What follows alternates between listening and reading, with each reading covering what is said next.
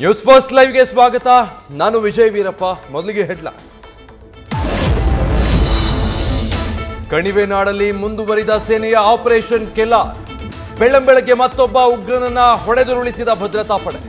ಪುಲ್ವಾಮಾ ಜಿಲ್ಲೆಯ ನಾದಿರ್ ಗ್ರಾಮದಲ್ಲಿ ನಡೆದ ಎನ್ಕೌಂಟರ್.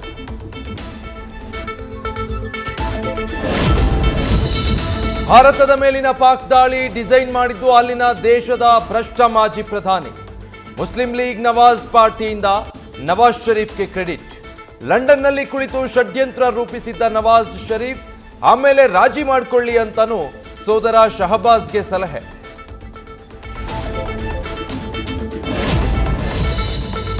ಆಪರೇಷನ್ ಸಿಂಧೂರವನ್ನ ಪಕ್ಕಾ ಪ್ಲಾನ್ ಮಾಡಿಕೊಂಡಿದ್ದ ವಾಯುಪಡೆ. 23 ನಿಮಿಷಗಳಲ್ಲಿ ಪಾಕಿಸ್ತಾನದ ಏರ್ ಡಿಫೆನ್ಸ್ ಸಿಸ್ಟಮ್ ಬೈಪಾಸ್ ಮಾಡಿ ಉಗ್ರ ನೆಲೆಗಳು ಧ್ವಂಸ. 100 ಉಗ್ರರನ್ನ ನರಕಕ್ಕೆ ಕಳಿಸೋಕೆ ಭಾರತ ಬಳಸಿದ್ದು ಸೂಸೈಡ್ ಡ್ರೋನ್ಗಳನ್ನೇ.